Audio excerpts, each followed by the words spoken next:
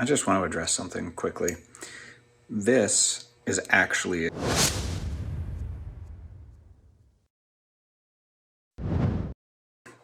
What's going on, everybody? Welcome back to Make Stuff Better. Really quick tip here for you. Excuse the mess. This is my HOSIM or HBX or a couple other ones, 9125. That's the body for it, so you get an idea of what it actually looks like. I broke another U-joint in the front end. So you've got your shaft, your joint, your pin, and the other pin, which is gone because I broke it. I'm taking an Arma and body pin because it's really fat. I could use a different body pin, but it's going to create a lot more slop and it'll probably break really fast. So you can see what the difference in those pins is. I did have to take this and just widen the hole ever so slightly. Took a drill bit that already fit in there and just kind of worked it around. And then all I'm gonna do, let me get this one, is cut this pin down to slide through there. I'm also gonna replace the hex pin. This is actually not a hex pin. This is piece of copper wire because it happens to be the right size, but also this is the right size. So I'm going to straighten this out and get a piece of this for my hex. It's all done.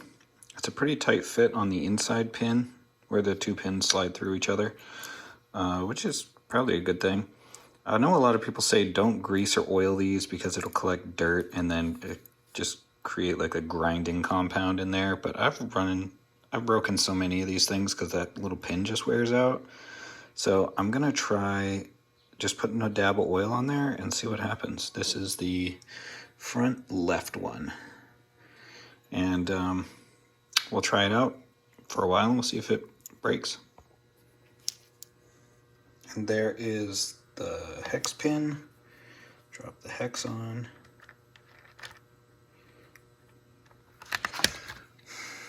It works. Turning this, turns that wheel. So, I'm gonna check out the other side and see if that needs anything because I have some more of this pin left. I just have to straighten it. Here's the U-joint from the other side. It looks like it's got a lot of wear left in it. I may have replaced this whole joint at one point because I lost too many pieces out of it. So it actually looks like it's in really good shape. This hex pin looks like the original. So that's amazing. Yeah, this side looks good. I am going to put a dab of oil in there though. It's just too rusty. I can't help it. I just want to address something quickly. This is actually a U-joint. It's not a CV joint. CV joint stands for constant velocity joint. A U-joint is not a constant velocity. The input shaft, if it spins at a constant speed and then you bend the joint, it'll actually fluctuate speed. And the more you bend it, the more that speed fluctuates. Every rotation, it speeds up and slows down. Halfway through, it's speeding up. The other half, maybe it speeds up and slows down twice for every single rotation. Anyway, it's important that your U-joints are in phase, like this.